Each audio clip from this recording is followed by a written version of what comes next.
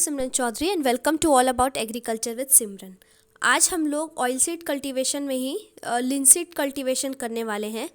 Linseed जिसे flax seed, अलसी, चिकना के नाम से जाना जाता है, इसके बारे में हम इसका कल्टीवेशन, सीड रेट वगैरह सब कुछ देखेंगे। तो आइए स्टार्ट करते हैं।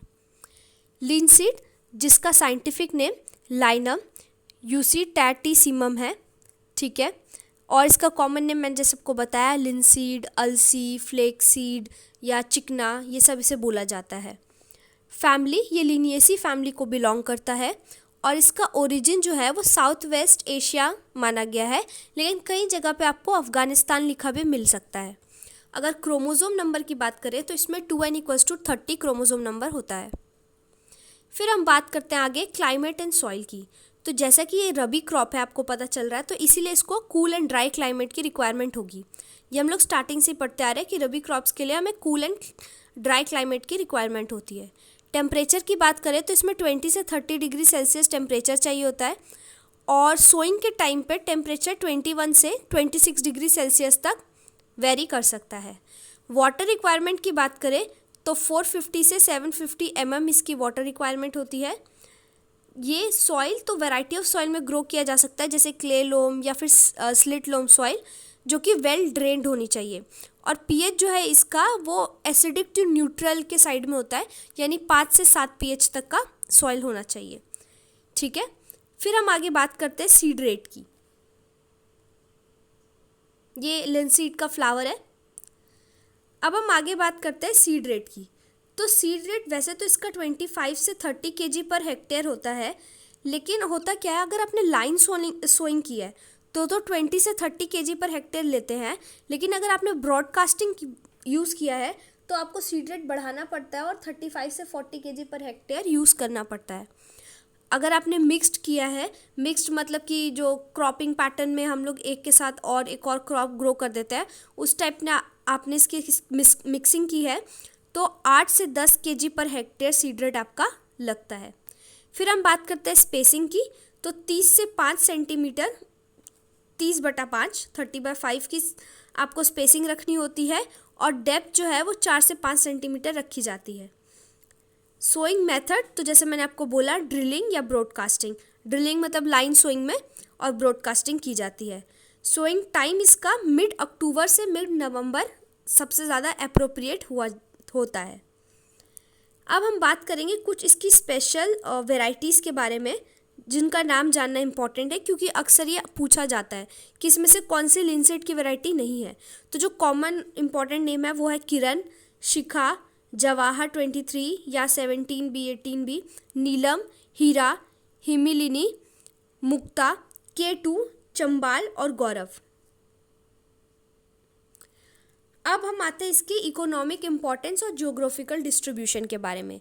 तो जो वर्ल्ड मेजर प्रोड्यूसर है लिनसीड का वो कनाडा है। ये इम्पॉर्टेंट है, पूछा जाता है।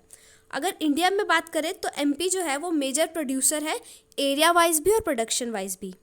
इंडिया में MP, UP, Bihar, Maharashtra, Rajasthan, west Bengal, Karnataka जैसे कई स्टेट पे से उगाया जाता है।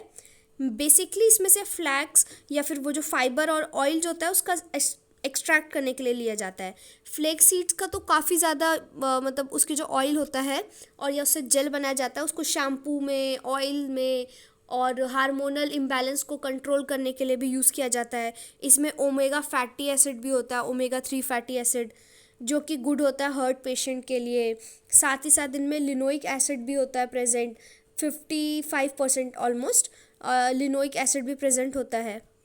तो ये काफ़ी बेनिफिशियल होता है, इसलिए से काफ़ी जगह पे ग्रो किया जाता है, ठीक है। जैसे मैंने आपको बोला था ना मिक्स क्रॉपिंग कर सकते हैं आप, उसका सीड रेट बताया था, तो वैसे ही यहाँ पे भी लिखा है कि रिले क्रॉपिंग जो लिनसीड की जाती है वो बिहार में राइस के साथ की जाती है, जिसे पैरा नाम से बुला जाता है, और वही एमपी में उसे उतेरा कहा जाता है, उतेरा, ठीक है। ये इम्पॉर्टेंट है, बिहार में इसको क्या कहते हैं और एमपी में क्या कहते हैं।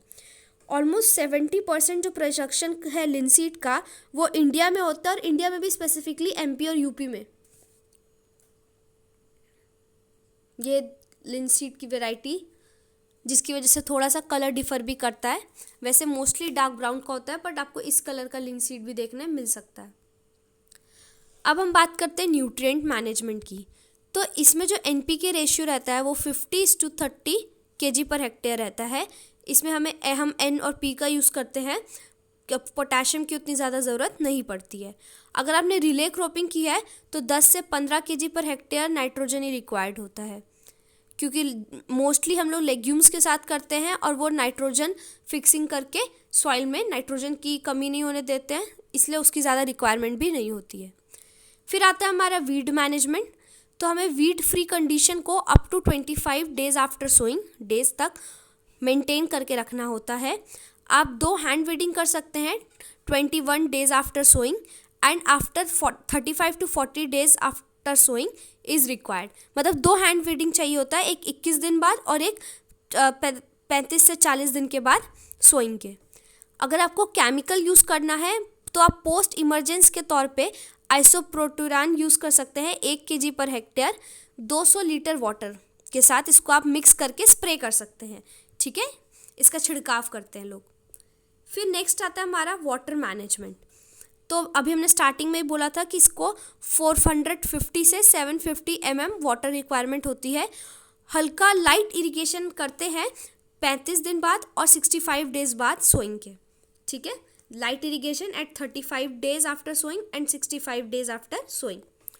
फिर हमारा जो लास्ट पॉइंट है हार्वेस्टिंग एंड यील्ड। तो इसकी सीड्स में जो ऑयल कंटेंट होता है वो 35 से 45% होता है। इसे जब स्टोर किया जाता है तो इस बात का ध्यान दिया जाता है कि 10 से 12% तक स्टोरेज मॉइस्चर उसमें अवेलेबल हो, वरना स्टोरेज करने पे आपको नुकसान ही होता है, ठीक है। At red ripe stage for fibre crop, जैसे ब्राउनिश तो हो गया, लेकिन अगर आपको एज अ फाइबर क्रॉप इसे यूज़ करना है तो आप इसको रेड रिपन स्टेज तक लाने देते हैं। यील्ड की बात करें तो 15 से 20 क्विंटल पर हेक्टेयर इसकी यील्ड होती है, ठीक है। एक पॉइंट था जैसे कि इसका जो फ्रूट होता है लिनसीड का उसे हम कैप्सूल बोलते हैं, ठीक है, ये इंपॉर्टेंट पॉइंट था। उसके बाद लिनोइक एसिड जो है वो प्रेजेंट होता है लिनसीड में। कितना प्रेजेंट होता है तो 55% ऑलमोस्ट प्रेजेंट होता है। और ओमेगा 3 फैटी एसिड भी लिनसीड में प्रेजेंट होता है, जो कि बहुत बेनिफिशियल है हार्ट पेशेंट्स के लिए। ये 3 पॉइंट भी इंपॉर्टेंट है, इसे आप ध्यान में रखिएगा। और इसके साथ हमारा लिनसीड ख़त्म होता है, ये बहुत ही छोटा सा था। फिर हमारा नेक्स्ट स्टेप हम ऑयल सीड करेंगे और ऐसे ऐसे पूरा रबी क्रॉप्स को ख़त्म करते जाएंगे। कोई भी डाउट हो तो आपको कमेंट बॉक्स में पूछ सकते हैं। Thanks for watching.